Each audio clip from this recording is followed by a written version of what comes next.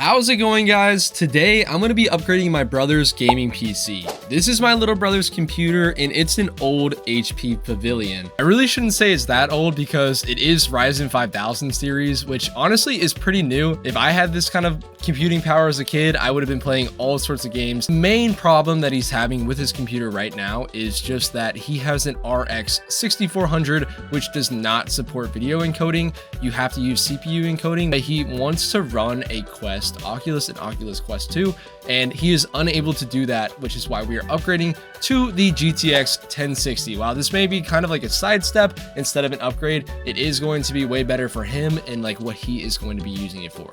So before we upgrade this, we are going to test this computer in a couple of games just to see a before and an after. We're going to be running Fortnite. We're going to be running low settings performance mode, and we're going to see if there's any difference at all between using the RX 6400 and the 1060. And then after that, we're going to go to a more graphically intensive game, which is going to be Marvel Rivals. And that will really show if the upgrade is an upgrade rather than a sidestep, because Marvel Rivals will push these GPUs to its limits. Okay, so we just experienced our first crash of the video. This was because we're trying to run OBS recording software with the RX 6400, which, as you know, does not have a video encoder. So that's my bad. We're gonna just film on here for now, because if we use too much of the CPU, which this is only a 4-core CPU, the numbers are definitely gonna be skewed in terms of recording. Hopping on Fortnite, we have performance mode, low settings, and we're getting about 90 to 100 FPS, I would say, on average. In some areas, we might go up to like 100 to 110 FPS, but whenever we are fighting, it tends to drop down to the high 80s and the low 90s, which honestly, for Fortnite is not super playable. You're definitely wanting to get that 144 so that you are having a high competitive experience. Also, if the gameplay looks really bad, I'm using my brother's keybinds and his DPI, which is like not even anywhere close to what mine are, so I look like a total bot.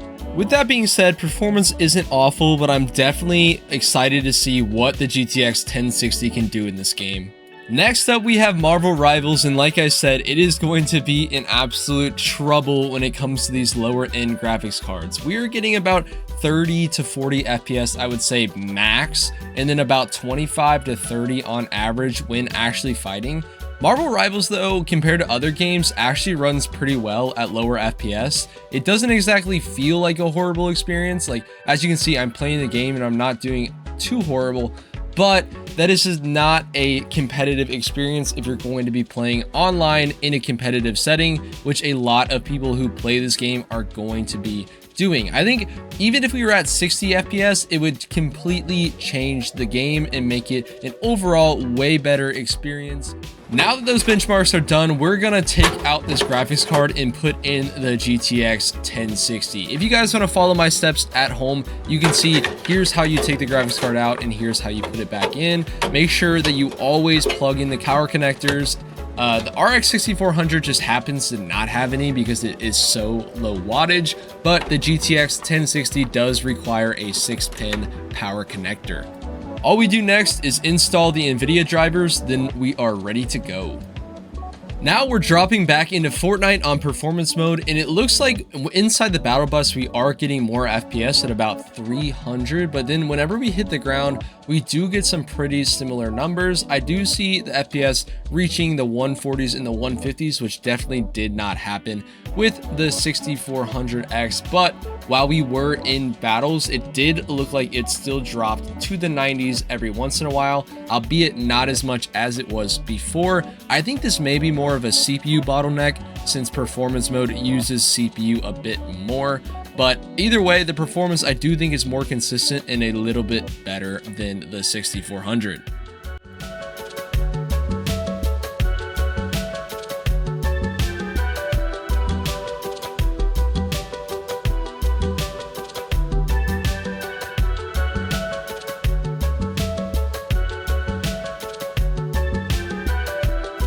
Finally, we have Marvel Rivals again, and again at low settings, we were not getting the best overall FPS, but you could tell that this was a significant improvement from the last card. We were getting more like 40 to 50 FPS instead of in the 20s. Now, This is really a huge difference in terms of game feel. It feels a lot smoother, and honestly, if you were to blindfold me and not show me the FPS, I'd probably guess that it was about 60 FPS while playing. So this is a lot better. So you can tell that the 1060 actually was somewhat of an upgrade, but really, hopefully it just works well for my brother and he's able to use it for his VR.